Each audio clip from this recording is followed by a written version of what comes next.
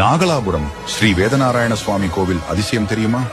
நாகலாபுரம் என்பது ஆந்திராவின் சித்தூர் மாவட்டத்தில் உள்ள ஒரு கிராமம்.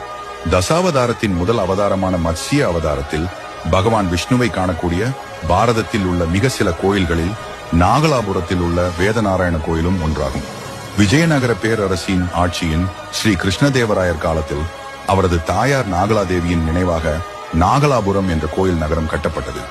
எனவே முதலில் ஹரிகண்டபுரம் என்று அழைக்கப்பட்ட இந்த இடம் ஸ்ரீ நாகலாபுரம் என்று அழைக்கப்பட்டது. விஜயநகர கட்டிடக்கலை பாணியை பிரதிபலிக்கும் இந்த கோயிலில் மேற்கு நோக்கி பிரதான மூர்த்தி வேதநாராயண சுவாமி இருக்கிறார்.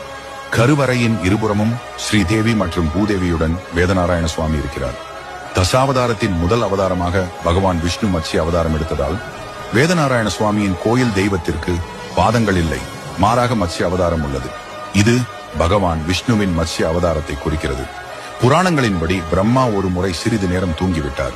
வேதங்கள் அவரிடமிருந்து தானாக நழுவின. இந்த சந்தர்ப்பத்திற்காக காத்திருந்த சோமகாசுரன் என்று அழைக்கப்படும் ஒரு அசுரன் உடனடியாக வேதங்களை திருடி கடலின் ஆழத்தில் ஒளிந்து கொள்கிறான்.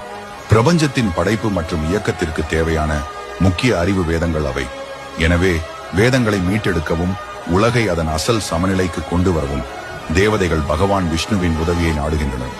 பகவான் மகாவிஷ்ணு மத்ஸ்ய அவதாரத்தை எடுத்து கடலின் ஆழத்தில் சோமகாசுரனை தேடி கண்டுபிடித்தார். பல வருடங்கள் நீடித்த சண்டைக்கு பிறகு அவர் அசுரனை தோற்கடித்து வேதங்களை மீட்டெடுக்க முடிந்தது. இவ்வாறு பகவான் விஷ்ணு உலகிற்கு அதன் இயல்பான சுழற்சியையும் ஒழுங்கையும் திறம்பட வழங்கினார். பின்னர் பகவான் மத்ஸ்யமும் ஸ்ரீதேவி மற்றும் பூதேவியுடன் இங்கே ஓய்வெடுக்கிறார். சோமகாசுரனை தோற்கடித்த பிறகு அவர் கடலில் இருந்து வெளிவந்த போது சூரிய தேவன் தனது மென்மையான கதிர்கள் மூலம் பகவானின் தலைமுதல் கால் வரை கடல் ஆழத்தின் குளிரை நீக்கினார். இதை விளக்கும் விதமாக இக்கோவிலின் கட்டிடங்களை பிரதிபலிக்கிறது. சூரிய கதிர்கள் மாதத்தின் 12வது நாள் துவாதசியில் பிரதான தெய்வத்தின் பாதங்களிலும், மாதத்தின் 13வது நாள் திரையோதசியில் தொப்புளிலும் மற்றும் மாதத்தின் 14வது நாள் நெற்றியிலும் விழும் வகையில் கட்டப்பட்டுள்ளது. இது சூரிய பூஜை என்று அழைக்கப்படுகிறது.